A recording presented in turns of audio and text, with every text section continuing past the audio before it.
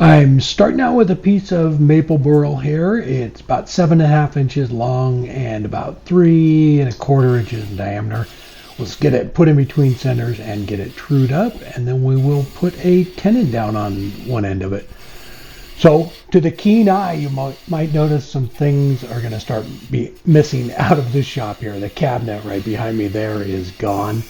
So we're moving the shop into the garage. So I've been working on that on the weekends. I still have some work to do, so it's still going to be several weeks, but things are going to start disappearing out of here. The lathe to be the last one, and luckily it's not very far. We're only moving everything about 20 feet, but it's going to be a nice setup once we get it back in the garage. So I got the tenon on it. I'm going to go ahead and change the jaws and the chuck here real quick and get it mounted in there, and we'll get this hollowed out. So a while back I turned this urn right here, and it just kind of been sitting in the shop here, and we were cleaning up, and Robin saw it and she goes, "You need to finish that and we can put it up on Etsy." So I went ahead and finished it last weekend. I was working on this one too. There's a lot of little parts to this, so I finished up that one while I was out here. We got it up on Etsy, and it just sold yesterday, so good timing. Yeah, there's a lot of projects I just kind of put on the back burner and don't finish completely, so we're working on that too. I'm going through everything, making sure everything is completely done, and we'll just start putting everything up on Etsy and start cleaning this place out. I'm going to put this one up on Etsy when we're done with it too. So there's a little natural edge or a bark enclosure in it there, and I want to keep that as much as I can. So I'm just kind of bringing the diameter down here. I want it to come down to, the bottom there and round over, but I want to leave some of that bark enclosure. So after I got the outside shape done, we're gonna use a Forstner bit we're using the 1.5 threaded rings. So 1.5 Forstner bit. We'll drill into here and set that. And it doesn't take much. I have a little mark on the Forstner bit there of how deep it has to go, and then the threaded ring will pop right into that. It's a nice quick way to do this. Let's drill down into it. Lathe speed on this is running about 150 or so.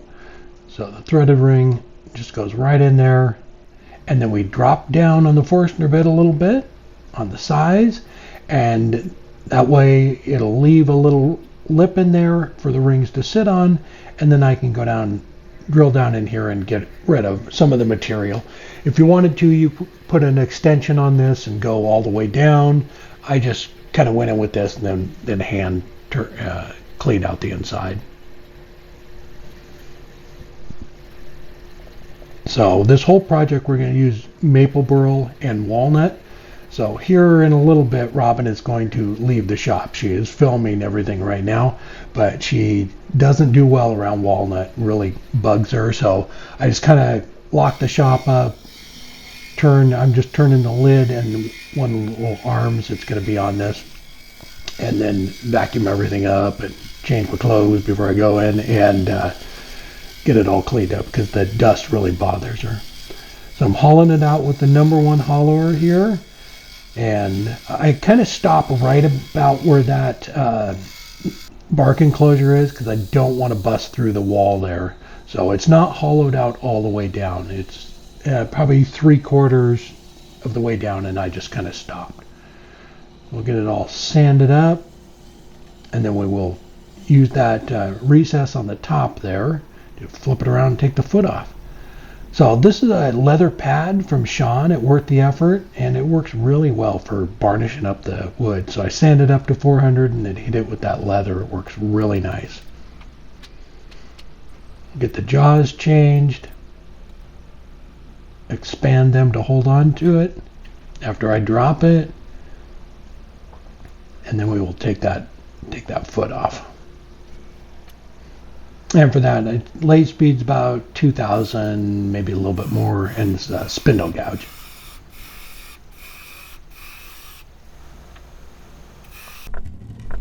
help support the companies that support our community.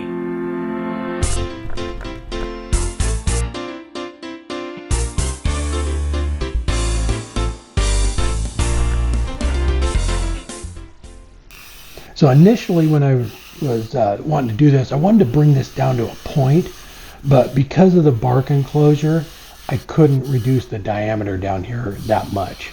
So maybe on the next one I do, I'll bring it down to a point, but I didn't want to get rid of that. It's a nice little detail I wanted to keep. So I just rounded it over. And so because it is only being held on by the pin jaws right there, I just hand sanded off that little nub there. I didn't want to risk pulling the tailstock away and turning it. So I ran through all the grits here up to 400 and then hit it again with the little leather pad. It works nice. It puts a nice little sheen on it. All right, so Robin is out of the shop, so this is one camera angle. So I'm out here by myself, set the camera up on the tripod. This is a piece of walnut. This is going to be the lid. We're going to work on the inside of it. This is the inside of the lid right here. So I have this little plug that I made doing a demo. That's what we're going to insert into the bottom there.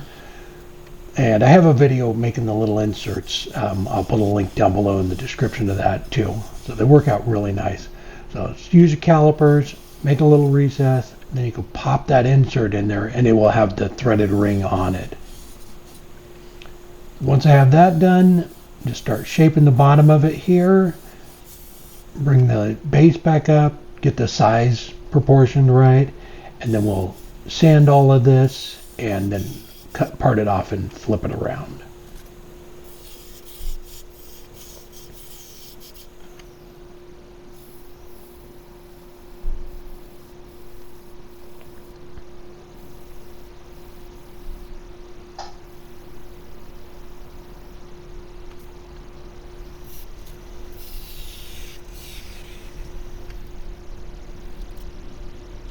So then we can put the pin jaws back on and hold on to it while we finish off the top of it.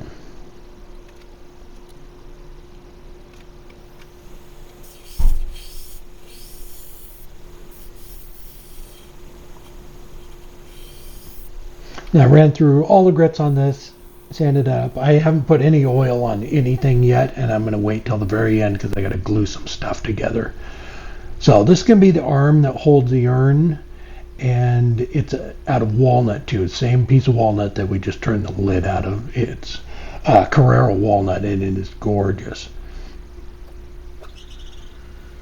So just get this cut out. So this is the profile of the urn. So it's going to stand out from this a little bit. I'm going to make some little dowels to hold it away from it.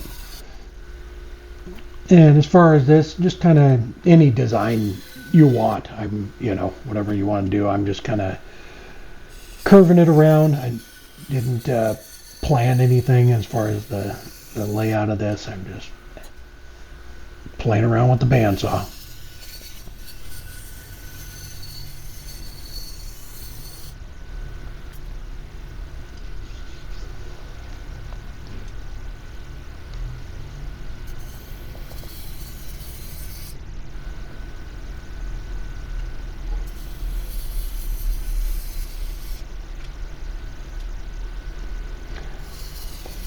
Then once I had it the shape I liked, over to the oscillating sander, cleaned up all the edges, and then I ran this through the drum sander a few times to clean up the outside of it too, and then hand sanded it to finish it off. So sorry about the angle here. I am just epoxying in the threaded rings, and the tripod was tilted a little bit down.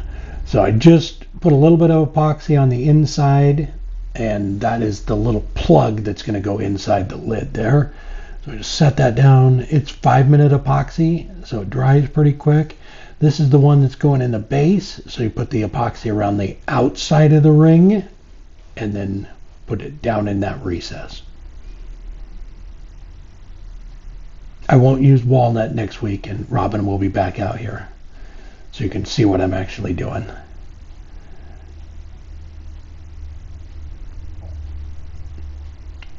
So this is the arm. I just kind of wedged it up on something. You need it level, so I put a little level on it, and we're drilling holes in it. And the dowels are going to go in there.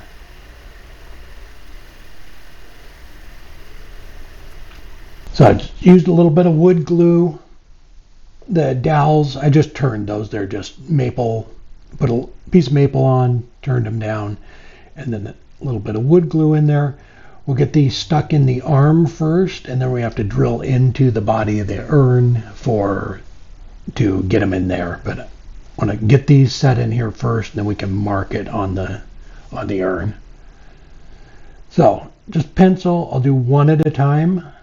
Do the top one, and then that way I know exactly where the bottom one, because this needs to be pretty precise. So the dowels are a little bit long right now too, so I slowly cut little bits of them off, so as we're going along. Once we get the top one to fit, then you know exactly where the bottom one is going to go. So just kind of line it up, make sure it's going to sit straight, and then you can mark it and drill out the bottom one.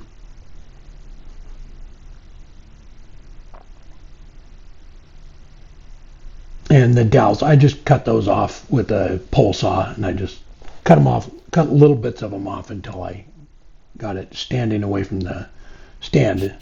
I guess it's about, when we're all done here, about 1/2 inch.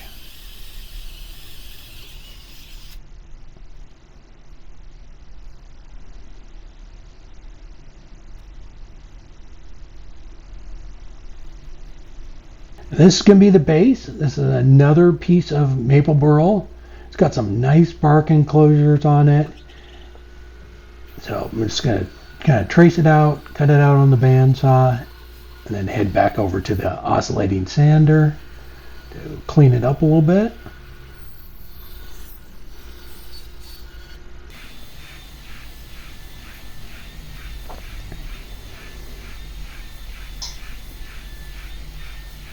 We'll run it through the drum sander a few times, and then I hand sanded it to finish it off. I put a little dowel on the bottom of the base, or the arm there, and we're going to drill into the base. And I didn't go all the way through on this.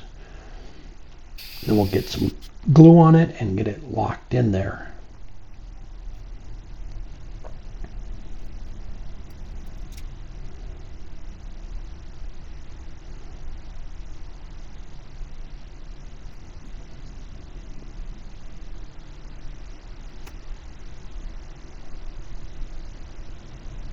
So I'm going to put the little insert in the lid, just a little bit of glue in the center of it, drop that in there. You don't have to worry about getting any on the threads with this, and just give it a spin, let it sit up for a couple hours, and then we'll put the walnut oil on it.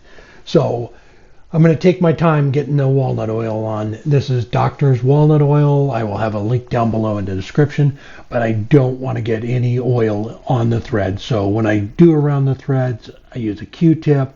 The rest of it just kind of, you can pour it on and wipe it on, but with the threads, the walnut oil dries, so it kind of gums them up. So you just want to take your time when you're doing the parts around where the threads are. There we go. It's all done. It's about 10 inches tall, and it's 8 inches this way at the base and about 7 inches this way, and it's all out of maple burl and walnut. So I really enjoy making things like this. That urn I showed earlier in the video, that just sold on Etsy. I'll have this one up on Etsy soon. So I really like making these. I will have a link down below in the description for the threaded rings as well. So as for the shop, where the cabinet there, I took that out last weekend and got it mounted in the new shop, the garage, which is going to be the new shop, which is literally right there. But we're going to start cleaning stuff out of here and moving it into there. Got a little bit of electrical work to do. I sheeted the whole garage with plywood, so I can screw up anything, anywhere, anytime, which is just a nice thing to do if you're going to build a shop. Put up plywood. So that cabinet I got, just side note, that cabinet I got years ago, 20 plus years ago over in Eastern Washington. So, and I can't remember whether I knew this or not, but anyway, pulled it off the wall. There's a tag on the back of it. It was built in 1925 by a company over in Spokane, Washington. So I got it out of a garage over there. Some relatives of ours were moving and they didn't want it. Took it out of the garage. I've been using it ever since 1925.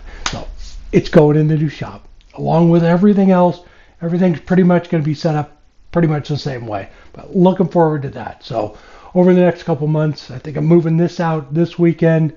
So we're moving forward. All right. Hope you enjoyed the video. Everybody take care, and we will see you next time.